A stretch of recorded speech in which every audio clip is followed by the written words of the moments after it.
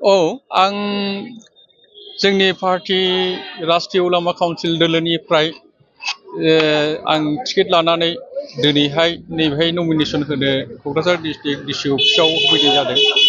आरो गिबियावनो आं जोंनि राष्ट्रीय उलामा काउन्सिलनि राय्यिक सभापति बिथां अबायदुर रहमान काश्मीर बिथांनिसिम आं आंनिफ्राय शुभेच्छा जासियो आरो लोगोसे बिथां नोंसोर मिडियामोनखौबो आं आंनिफ्राय गोसो गोथारै शुभेच्छा जासिनाय थाबाय आरोखि।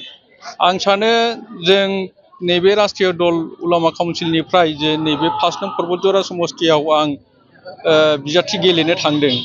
बेहाय जों बिभिन्न जाति जनगोष्ठीनि जयै जोङो नैबे दलाव जगदान दङ आरो आं सानो मा नैबे एबार 5 नं परबतजरा समस्तियाव आं निस्सय आं मोजाङै मोजां देरहागोन आरो लोगोसे मानसिफ्रा बर' राभा गार' सावथाल आदि मुस्लिम आदि मानसिफ्रा आंनोनो भटखौ होगोन होननानै आं सानो आरोखि। मानोना जोंनि परबतजरा समस्तियाव खुनुरुखुमै ST केन्डिडेटफोरखौ आं बारा नुनो मोनाखै। बेहाय फिटेस्टआव आं ST हिसाबै आंखौनो केन्डिडेट साननानै लादों आरोखि। आरो आं सानदों बेहाय दोलोनिफ्राय बिभिन्न UPPL होन BPF होन आरो लोगोसे BJP होन बिथांमोननि दोलोनिफ्राय खुनु बर' केन्डिडेटखौ होआखै।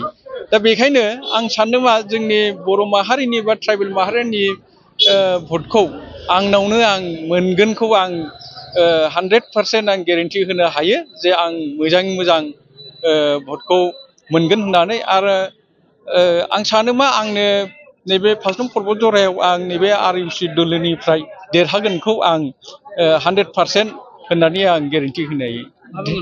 नुदों आं थिगैनो दं।